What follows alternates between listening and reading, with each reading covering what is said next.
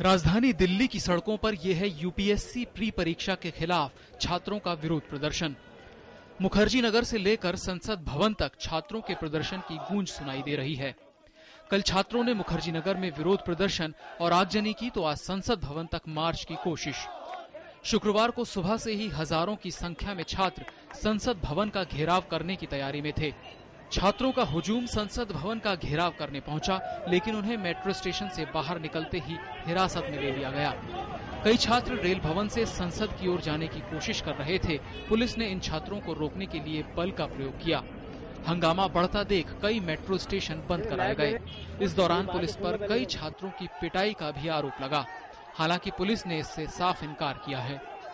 जो आदमी कोई लड़का जमीन पर लेट रहा है तो उसको दो आदमी मिलकर लिफ्ट करेंगे तो उसको फोर्स इस्तेमाल करना कहते हैं। यस, वो तो हाँ, हमने उतना फोर्स इस्तेमाल किया। लिफ्ट करने में जितना फोर्स इस्तेमाल किया जाता है, जितना रिमूव करने में फोर्स इस्तेमाल किया जाता है, हाथ पकड़ के, पैर पकड़ के, बदन से पकड़ के, उतना हमने उसको लिफ्ट करने के लिए, रिमूव करने के लिए फोर्स इस्तेमाल किया है।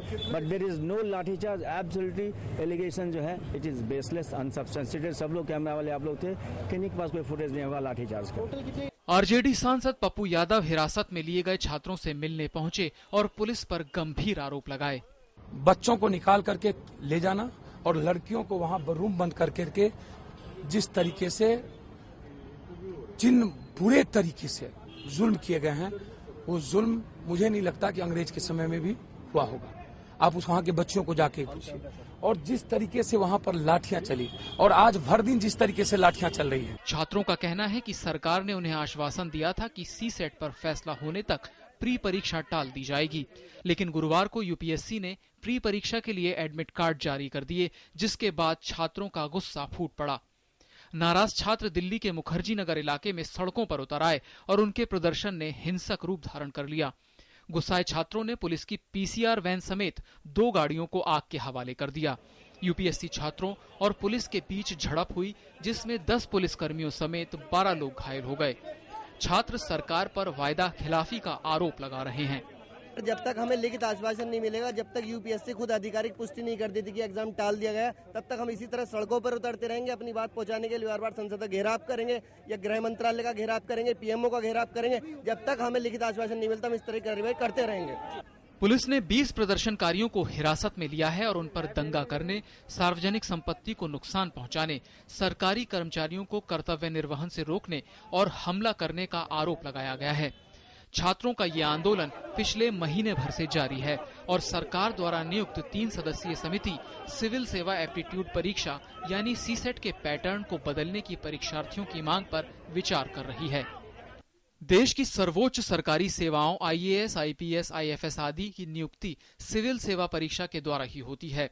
पूरी परीक्षा 3 चरणों में होती है, यानी प्रारंभिक परीक्षा, मुख्य परीक्षा और साक्षात्कार।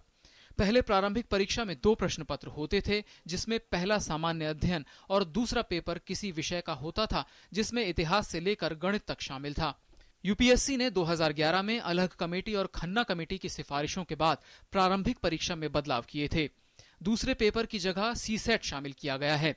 छात्रों की शिकायत है कि इसमें एप्टीट्यूड और अंग्रेजी भाषा के सवालों का स्तर बहुत ऊंचे दर्जे का होता है, जिससे विज्ञान और शहरी पृष्ठभूमि के अंग्रेजी माध्यम के परीक्षार्थियों को फायदा मिलता है, जबकि ग्रामीण एवं मानविकी पृष्ठभूमि के हिंदी और अन्य भारतीय भाषा माध्यम के परीक्षार्थियों को भारी नुकसान होता है।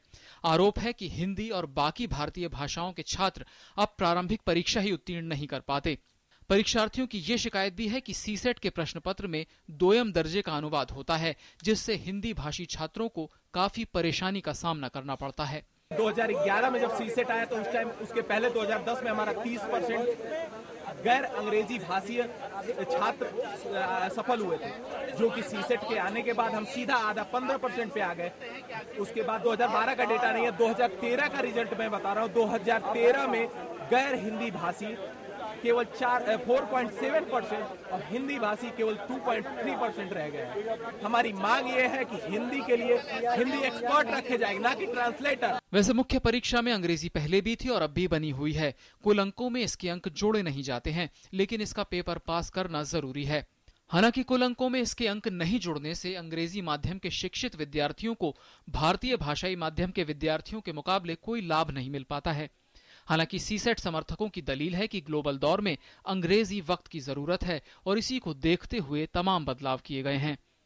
News night desk, DD news. छात्र है उनका लगातार मानना है कि जब तक उनकी मांगे मान नहीं ली जाएंगी तब तक उनका जो विरोध है वो लगातार चलता रहेगा। हालांकि सरकार के स्तर पर भी कई प्रकार की कोशिशें की जा रही हैं, लेकिन अंत में हल आखिर कितना वक्त के बाद निकलेगा ये देखना बहुत लाजमी, क्योंकि लगातार अगर प्रोटेस्ट चलता है और अनशन चलता है तो स्थिति थोड़ी सी तनावपूर्ण ज्यादा हो सकती है। कैमरा सहयोगी प्रेम परिहार के साथ मैं आर्यन प्रताप सिंह, डीडी न्यूज, दिल्ली।